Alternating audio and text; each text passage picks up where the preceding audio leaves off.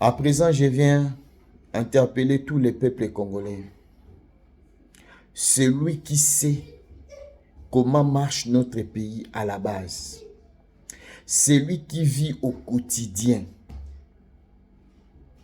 celui qui connaît comment faire pour payer les minervales d'un enfant qui est à l'université, celui qui sait ce qu'il fait pour nourrir sa maison au quotidien, que le 22 décembre, le 22 juillet plutôt, c'est un jour où le peuple congolais va se prononcer contre tout,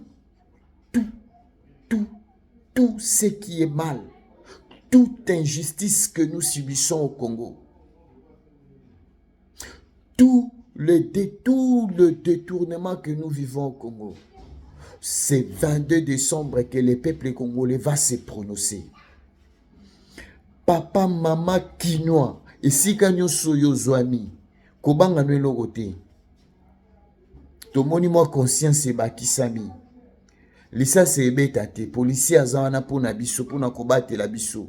Soda aza mpona kobatela mabele na biso, pe ekolo na biso. Bao baza na ville pe mpona kobatela biso.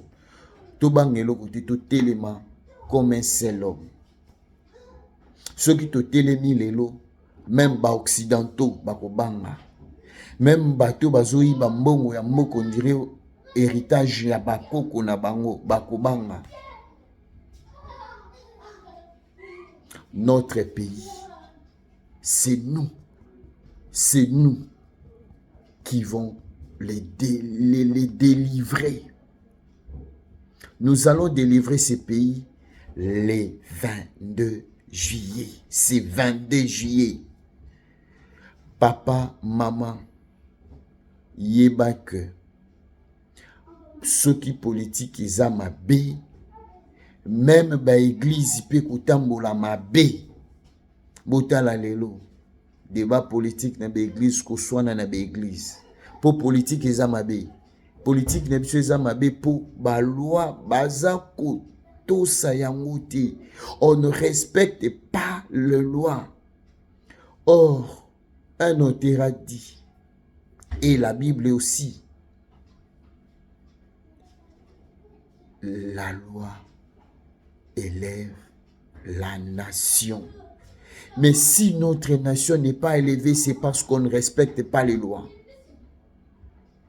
Comment se fait-il quelqu'un qui n'a pas respecté quelque chose, qui n'a pas appliqué, mais il dit que c'est mauvais? J'ai entendu quelqu'un dire,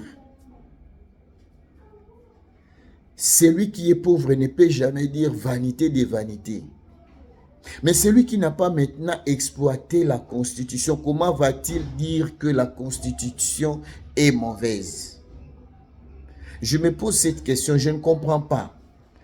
Je ne comprends pas. À tout moment, nous voyons comment on est en train de massacrer notre Constitution. Mais ceux qui massacrent la Constitution sans pour autant l'appliquer, nous dit que cette Constitution est la plus mauvaise des constitutions, avec des arguments fallacieux, des arguments qui ne tiennent même pas debout. J'allais dire quelque chose que j'ai ouï dire, le chef de l'État et certains membres de l'Union sacrée relayent aussi.